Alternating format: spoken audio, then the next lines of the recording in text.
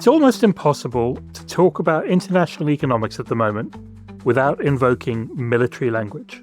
Donald Trump has threatened a barrage of sanctions against neighbours and former allies. The European Union has retaliated with tariffs of its own, and so on. But even though this overt trade war is quite recent, the United States has been waging economic warfare on its enemies for decades. In the last 25 years, bureaucrats in the US Treasury Department and the State Department and other arms of government have developed and refined a set of weapons, mostly by identifying and exploiting the choke points at the heart of the global financial and economic system, which the United States can control. American officials have trained those weapons on countries including North Korea, Iran, and Russia. After Vladimir Putin invaded Ukraine 3 years ago, the US assembled an international alliance of economic warriors which imposed sanctions on oligarchs, cut Russian banks off from the international financial system, and even froze Moscow's central bank reserves. This development raises lots of urgent questions. For one, how effective is America's economic war machine? Does using these economic weapons more often make them less potent? And how worried should other countries be now that US President Donald Trump is at the controls and seems to be willing to use any weapon at his disposal, even against erstwhile US allies?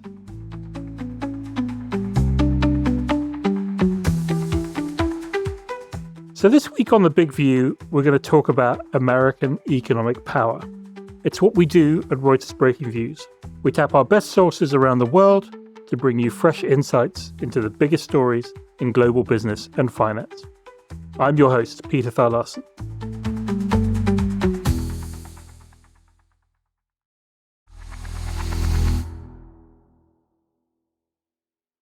To talk about this topic, I've invited Edward Fishman onto the show.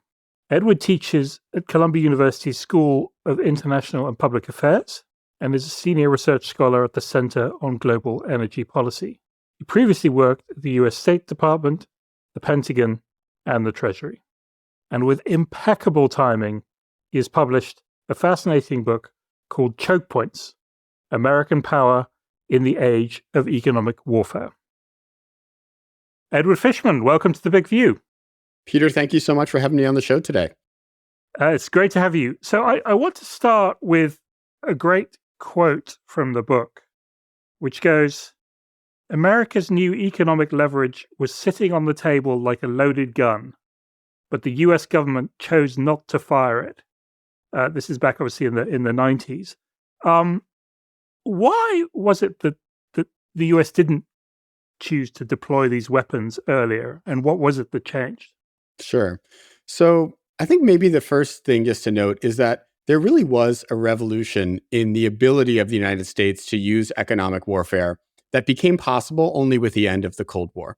Because if you go before the end of the Cold War, we weren't really living in a globalized economy, right? There was pretty thorough financial and supply chain integration amongst the OECD states, America, other democracies in Europe and East Asia, but we really hadn't brought the likes of China and Russia into the global economy.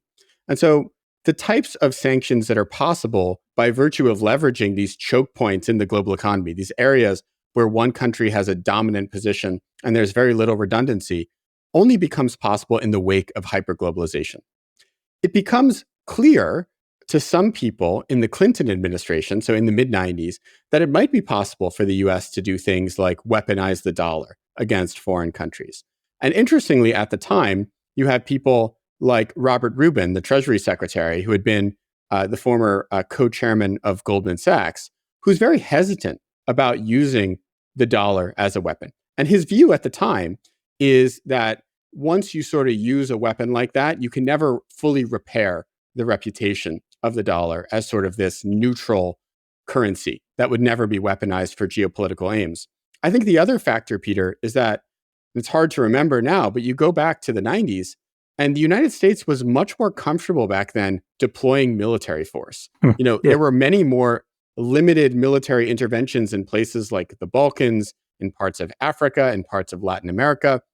This was what we called the unipolar moment, where there was a thought that the United States could kind of solve any problem just by sending in some troops. And look, I mean, if you go back even to the Gulf War, the U.S. won that war in all of 100 hours. So the hyperpower of America in the 90s was really a military power, and that didn't start to change until the disillusionment of the American people with military force in the wake of the wars in Afghanistan and Iraq.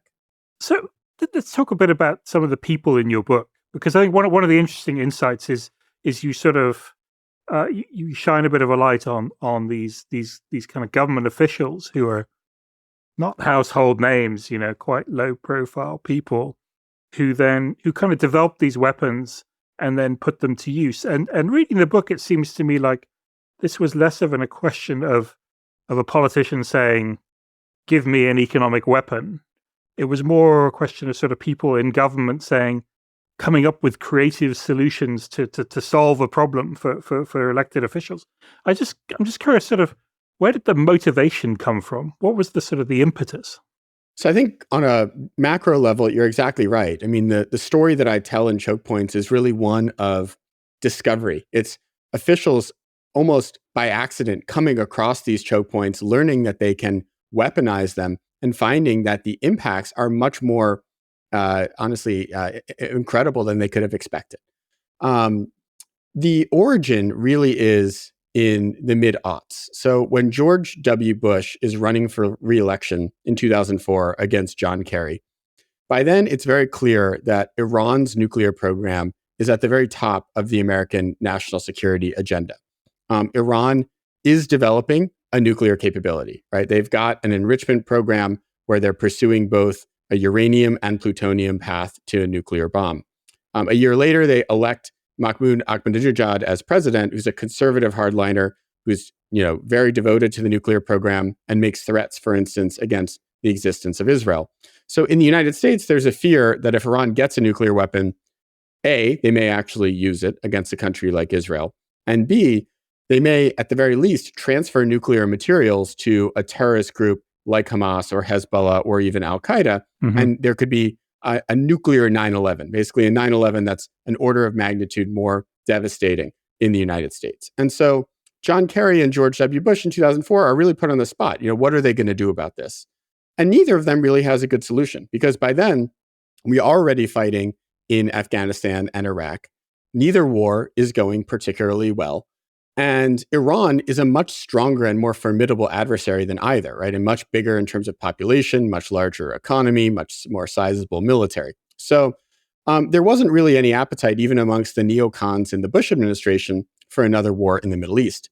And it's really at that moment that a gentleman by the name of Stuart Levy, who had been a lawyer and went to serve at the Treasury Department as the first Undersecretary for Terrorism and Financial Intelligence, starts pioneering these new uses of sanctions. And he's really inspired to do so by Bush's skepticism about the ability of sanctions to work. Bush publicly states that we've already tried sanctions against Iran. We can't sanction them anymore. That's a literal quote, he says, in 2004. And Levy, who's sitting in this new role at Treasury, kind of takes it as a personal challenge and says, oh, really? Well, let's see. And what he really does, just in a nutshell, and I'm happy to go into more detail if you'd like, is, before Levy comes in, the idea that you only could really do harsh sanctions is if you got the UN to back it and you were willing to deploy naval forces. Neither was viable against Iran. You would never have gotten unity amongst the Chinese and the Russians and the British to actually go ahead with a full embargo on Iran. What Levy realizes is he can go directly to the CEOs of banks in London, in Singapore, in Dubai, bring with him dossiers of declassified intelligence showing them how their banks are being used to funnel money into Iran's nuclear program or into supporting proxies like Hamas and Hezbollah, and persuade most of them just by the threat of reputational harm to stop doing business with Iran. So he really pioneers this form of government to business diplomacy in which he successfully isolates Iran without even getting multilateral support for sanctions. Yeah, no, and I was covering banks sort of around that time, European banks around that time, and I can tell you it was very effective. I mean, partly through threats of reputational damage, and then obviously later also threats of removing licenses and imposing big fines and so forth, and it really worked. So I'm interested to explore the question of the success of sanctions, because I think the way you describe sanctions on Iran in the book, it put real economic pressure on Iran and kind of forced them to come to the negotiating table to make concessions on their nuclear program in return for relaxed sanctions. And then you get the Joint Comprehensive Plan of Action, the Iran deal. Obviously, then Donald Trump comes in and reverses course. And it's interesting because now you have, once again, the US is once again imposing sanctions on Iran and making sort of economic threats. In fact, the other day I was reading Scott Bessent, the Treasury Secretary, made a speech and he said something like, well, if I was an Iranian, I'd get all my money out of the rial now because, bad things are going to happen. And it's almost like the past 20 years sort of, haven't really happened. So I slightly wonder, how do you think about the effectiveness of those sanctions in terms of actually achieving their outcome? Yeah. So I think because of these choke points in the global economy, and the most important of which is the US dollar, but there are others like semiconductor supply chains, energy supply chains, where America really has the dominant position. Because of them, the United States does have the ability to impose devastating economic harm on any other country. It's true of Iran, it's true of Russia, it's true of China. And this can be done at the stroke of a pen. So it's an incredible amount of power that the American president possesses in sort of an unchecked manner. What we're not as good at, and what there's a much worse track record on, is taking that economic damage and actually translating it into a political outcome that we seek. And in some ways, there's an ironic parallel to the use of military force, where the US is very effective at regime change in Afghanistan and Iraq, getting rid of the Taliban, getting rid of Saddam Hussein, right, but much less effective at building sort of sustainable political order in the Middle East. I think with respect to the Iran sanctions, in some ways, the stars really aligned in 2013. This was when Iran's economy starts going into free fall. And it just so happens that it aligns with a presidential election in June of 2013, where the incumbent Mahmoud Ahmadinejad is term limited. So it's an open election. It's an 8-candidate field. And 2 weeks before the election, one of the candidates, who's a total dark horse, no one really knows who he is, Hassan Rouhani, goes off script in a nationally televised debate and says, we need to negotiate on the nuclear program to get the sanctions lifted. And as in authoritarian societies, very rarely does anyone speak the truth and in a public way like that. And when he does, you see this groundswell of support. He wins over 50% of the vote in an 8-person field, which is very challenging, just 2 weeks later. So really the movement in his direction is quite remarkable. And I think that's what really leads to Ayatollah Khamenei authorizing nuclear negotiations and actually getting the Joint Comprehensive Plan of Action 2 years later. And so in some ways, there's this remarkable alignment of the damage on Iran, the electoral situation in Iran, the sort of historical contingency of having someone like Rouhani at the time. When Trump pulls us out of the JCPOA in 2018, he has no real understandable theory of the case as to what he's going to accomplish. I think at the time, Mike Pompeo, the Secretary of State, puts on the table these 12 demands for Iran that basically, when you add them up, they add up to regime change. And sanctions have a very, very poor track record at causing regime change. And so I think the tragedy of the Iran sanctions is that they actually did lead to the outcome that we wanted. And then we sort of threw that away and wasted it and are now in a situation where Iran's economy is not doing very well, but it's much harder to really think of how we translate sanctions into a durable political solution to Iran's nuclear program. And of course, their nuclear program is much more advanced now than it was in 2018. I think they're something like a week away from having enough material for a bomb. Yeah. Well, it's quite sobering. The other more recent example, of course, is Russia. And you described this. I mean, in 2022, this even more unprecedented sort of weapons are deployed. By the US builds an alliance of companies. We had the Europeans, the Japanese, even the Swiss joined in, and obviously goes much further in terms of also freezing central bank reserves, which was previously something that that people sort of felt was a step too far.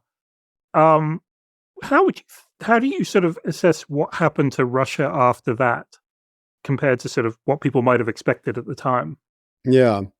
I think the Russia sanctions story is another tragic story and also revolves around the influence of politics on economic warfare. And I think some of the history of Russia sanctions is almost forgotten. So I'm hoping that when people read Chokepoints, they can see this story in clearer light. So going back to 2014, the Crimea annexation really takes the West by surprise. It takes the US and Europe months to kind of get their act together and figure out sanctions that they can impose on Russia because there's nothing really that they've had planned. The sanctions that go into force in the summer of 2014 are much more scalpel-like than the Iran sanctions. They're really focused on just restricting Russia's access to capital markets. But in the second half of 2014, oil prices collapse. They fall by about 50% in a 6-month period. And as a result, the combined effect of the sanctions and the declining oil price means that in the winter of 2014 to 2015, Russia's economy is in a tailspin. It's actually declining at an annualized rate of about 10%, which is quite remarkable.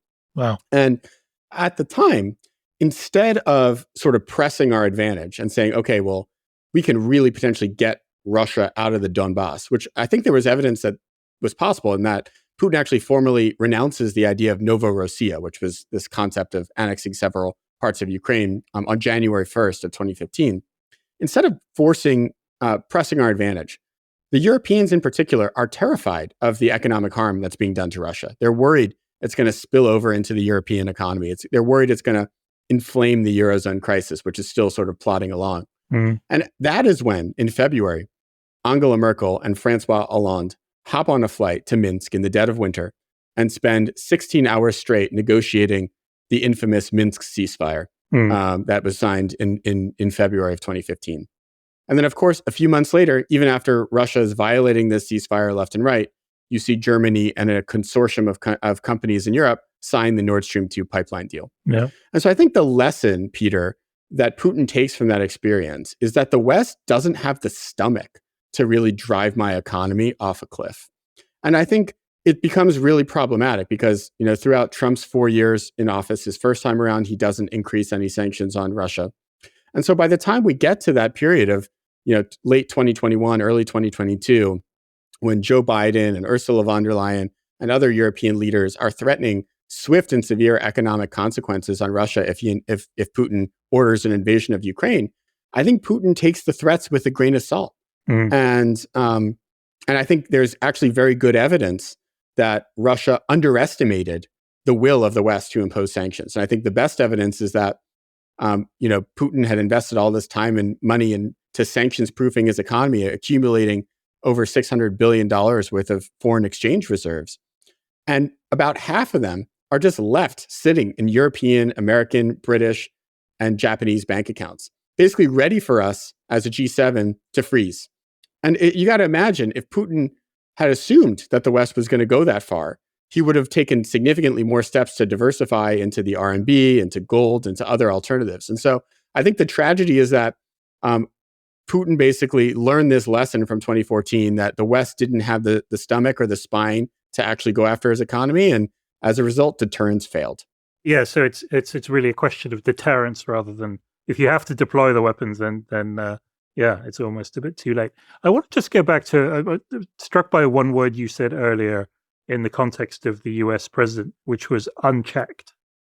And I think what's clear from your book is that these tools were developed and deployed with quite carefully and often with a lot of sort of discussion and planning and sort of people worrying about what the consequences might be. We obviously now have an administration in the White House that seems to be happier with the idea of doing dramatic things and unexpected things and crossing red lines. I mean, what's your take on Donald Trump's approach so far, and how do you think this administration might think about the weapons that they have at their disposal? Yeah, Donald Trump loves using economic warfare. This is true of his first term as well, where he dubbed himself Tariff Man. And if you remember, there was a cabinet meeting where he actually had a Game of Thrones style poster saying sanctions are coming. which was at the time, I think, assumed to be a threat against Iran. And I think the reason Trump loves tariffs and sanctions is because he does have tremendous power. I mean, the American law gives the president the ability to sign a document in his office and impose dramatic consequences on other countries. Mm-hmm. And it's in some ways it's chilling, right? To really think about that. And I also think that Trump sees himself as a businessman, and so he understands. I think he understands viscerally the idea of like profits and losses, and the idea that he can inflict losses on another country is somehow, a power that he likes to wield. I think that what we've seen so far in Trump's second term is we've seen that he's even fallen more in love with these tools, to the point where on the tariff side, he's already imposed tariffs in his second term that are higher than all of the tariffs he imposed in his first term. Mm-hmm. On the sanctions side, he's threatened dramatic sanctions against Colombia, against Russia, against the BRICS. He's basically wielding these tools against friend and foe alike. And I think the challenge there, Peter, is when you're wielding these tools against the Russias and Chinas of the world, you do run the risk of dividing the global economy into rival blocks where you kind of have a democratic bloc and an authoritarian bloc. I think the challenge is when Trump is wielding these tools not only against China and Russia, but also against Canada, Mexico, the European Union, Brazil, India. Every nation has to feel vulnerable to American economic warfare. And I think in that scenario, you're going to see significantly more hedging. I think you are already seeing a strengthening of the euro in relation to the dollar, and a movement away from American equities into European equities. Of course, we're going from a significantly lopsided base, but we're already starting to see that happen. And I think there's real risk in terms of basically engendering a world in which autarky is the default option, at least for the United States, if not for other countries as well. Yeah, so you have in the book, you have this idea of what you call an impossible trinity, right? You can have economic interdependence, you can have economic security, and you can have geopolitical competition. You can have two of those three, but you can't have them all. Can you unpack that a bit? Yeah. Thank you for bringing that up, because I'll admit, I wrote Chokepoints as a narrative history, and I got to the end of it. And as somebody who I view myself as more of a historian than a social scientist, I couldn't help but admit that there was this secular trend running across the whole narrative in which presidents of both parties had been using these tools more and more. So I started searching really at the very end of the writing process for this. What was this structural explanation? And I came up with what you just said, the geoeconomic impossible trinity, in which economic interdependence, economic security, and geopolitical competition, you can only have two at the same time.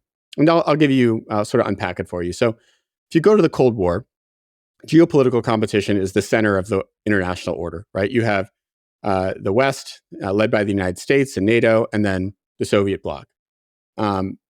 But we still have a sense of economic security because we don't have economic interdependence with the Soviet Union. We're not worried about the Soviet Union imposing sanctions on the United States and vice versa. When the Cold War ends, we lose that sense of geopolitical competition. We actually start viewing China and Russia as potential friends, bringing them into institutions like the World Trade Organization. And because we don't have any more geopolitical competition, we're free to embrace economic interdependence without losing our sense of economic security. What we have today, Peter, is we have fierce geopolitical competition that's come back into our world, but we still have economic interdependence. We still have that global economy of the 1990s. And so as a result, we've lost our sense of economic security. And I think this is true. I know it's true in the United States, but it's also true in Canada. It's true in the UK. It's true in Europe.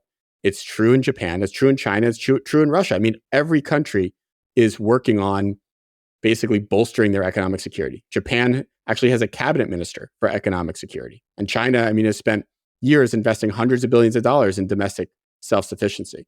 So I think that this is the core. If you're looking at where are we going as a global order, where are we going as a world economy, it's really trying to figure this out. How do we regain a sense of economic security? And I guess theoretically, you could lose the geopolitical competition. You could try to make amends with Russia and China. I'm a bit skeptical that that's possible. So I think that almost inevitably, we're heading toward a significant unraveling of economic interdependence over the next decade. Yeah, I guess that it's very interesting, and sort of following on from that idea, it does sort of raise the question of like how quickly can you unpick these things? Because I mean, people have been talking for a long time about being less dependent on the dollar, and there've been some attempts by China and Russia and some of the other BRIC countries to come up with alternative systems, but it feels like they haven't really got that far. I mean, it's something that would take a very long time to really sort of to really sort of defuse that weapon. Yeah, I don't want to. Disagree too much, because I think that you're right in that there is certainly a lot of inertia. But my own view is for a lot of these choke points, it's harder, to go from 0 to 1 than it is to go to 1 to 100. Like the challenge is really just building an alternative. But then once the alternative is built, scaling it is actually relatively easy. And I think, by the way, we saw that on sort of a smaller level with respect to Russia, in that, in 2014, amid the sanctions, Russia passed a law in which they required domestic credit cards to process payments in Russia. This is called NSPK. They issued their own branded credit cards called Mir, but they also forced Visa and MasterCard, U.S. companies, to process payments on domestic rails, so within Russia. And so what happens? I mean, after Sberbank and VTB, all these big Russian banks are sanctioned by the US and the G7 in February of 2022. Visa and MasterCard leave Russia. And yet, Russian credit cards continue to work, even Visas and MasterCards, because they control this infrastructure that they had built over the previous 8 years. I think that we are at that proof of concept stage with a number of key alternatives to the dollar. The most important is probably mBridge, which is a payment processing mechanism that the People's Bank of China, the Central Bank of China, built in association with the Bank of International Settlements and a handful of other central banks, including now the Saudi Arabian central bank, that has reached a proof of concept stage that shows that it can clear cross-border transactions in a matter of seconds. Compare that to an international wire transfer that I sent recently to try to buy a dresser for my young daughter from Sweden. And that took a week to clear, right? We're still using infrastructure from the 70s. So my own view is, some of these infrastructures are getting to that one stage, right? From 0 to 1. And I think that in a real break glass scenario, in a world where, there is a real rupture between the US and China, I see China being able to scale up some of these payments platforms a lot more quickly than some people think. That's really interesting. I mean, I just want to come back to that in a second, but just before we go there, I mean, one other thing that sort of question that's lingering out there a little bit is this question of what happens if countries don't comply with the sanctions.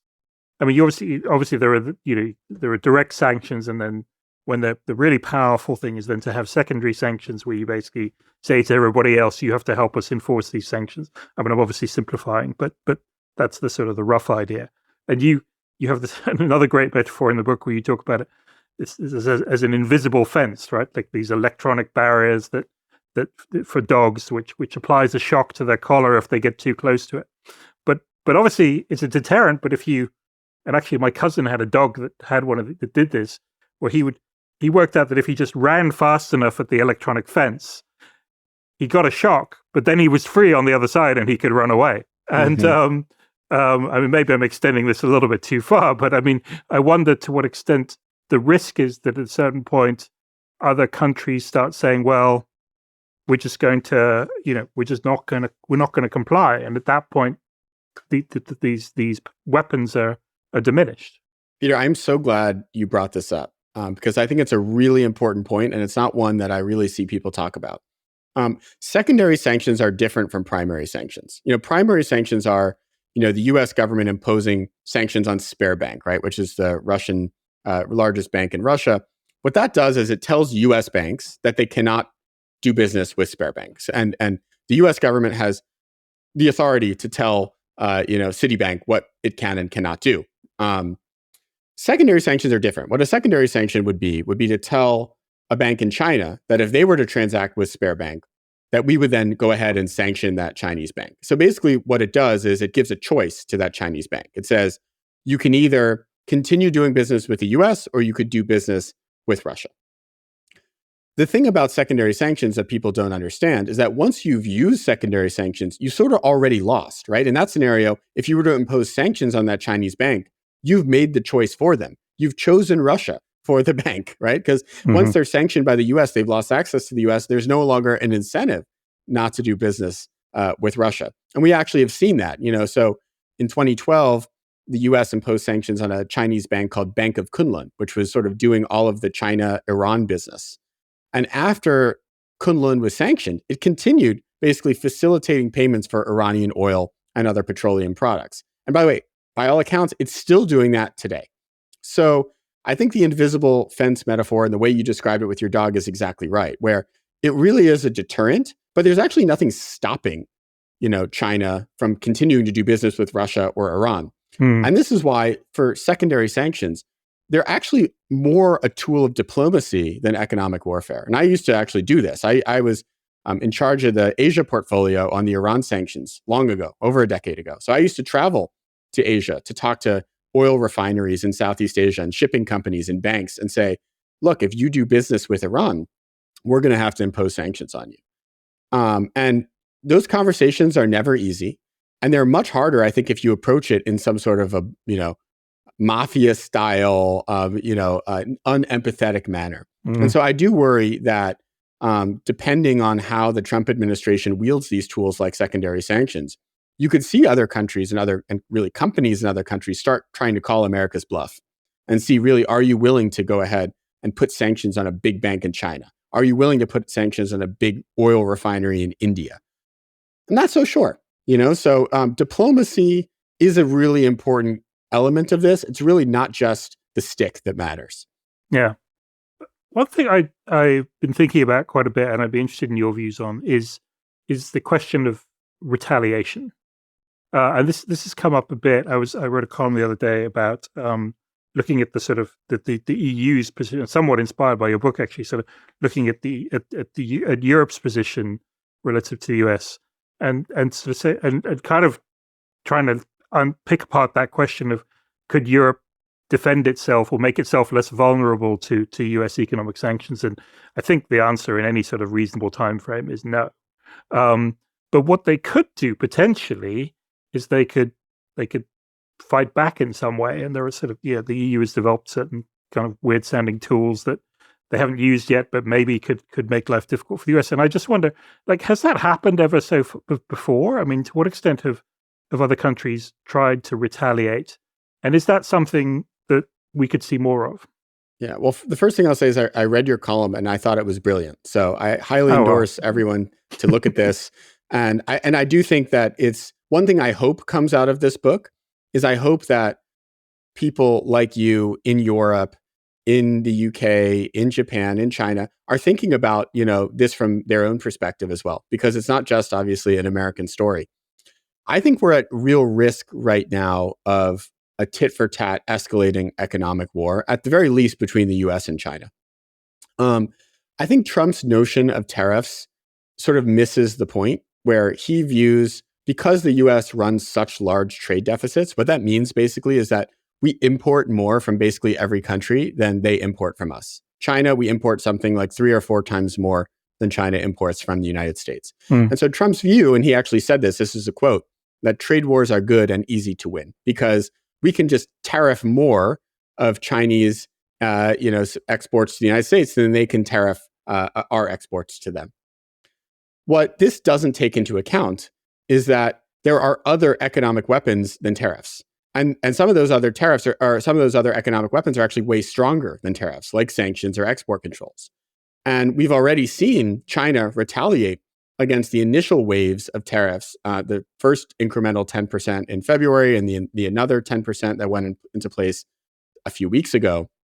We saw China retaliate not just with tariffs, but with sanctions. They imposed sanctions on PVH, an American apparel company, on Illumina, an American DNA sequencer. They imposed sanctions on Skydio, the largest drone company in the US, which has forced that company to ration batteries. They only now allow customers to have one battery per drone, which significantly curtails the usability of some of these drones. They also have imposed export controls on critical minerals to the United States. And these minerals are critical in clean energy supply chains and making things like semiconductors, even in making weapons. And they've done sort of very Chinese style of retaliation, which is opening regulatory investigations into NVIDIA and Alphabet, basically threatening American companies with anti-monopoly fines and whatnot from China. And so I think this is what's at risk today. It's not so much a trade war, it's a multi-domain economic war. The Europeans, by the way, in recent years have gotten way better at economic warfare, right? I mean, largely encouraged by the United States and accelerated by Putin's invasion of Ukraine. And the Europeans have created an anti-coercion instrument that they really pioneered for thinking they would use it against China, but now it could be used against America. And if you think about what the Europeans could do, I mean, it's not necessarily just imposing tariffs. You know, they could impose things like surcharges on capital flows, right? They could discourage European financial institutions from investing in the US, which, if anything, would weaken the dollar even further and probably lead to, a bigger boost in European markets, which are already outperforming American equities this year. So there are ways that Europe can retaliate. There are ways that Canada, I mean, you saw Doug Ford from Ontario temporarily impose a surcharge on electricity exports to certain American states. I mean, if Canada were to impose export controls on crude oil, it would be devastating for American refineries and it would cause a giant oil price spike in the US. So there are real weapons that even smaller countries like Canada have. Many of these, I think, would also lead to counter retaliation by the US and would leave everybody worse off. But, cooler heads don't always prevail, right? And so I think the global economy is at serious risk of this kind of an economic war in the months and years to come. Yeah, well, that maybe is a sobering, but probably a good place to leave it for now, at least. Edward, this is really fascinating. It sounds like we are going to have lots of reasons to think and talk about this in the future. So maybe we can come back and check in on how it's all going later on. But for now, thank you very much for taking the time to talk to us. Yeah, thank you, Peter. I really enjoyed our conversation.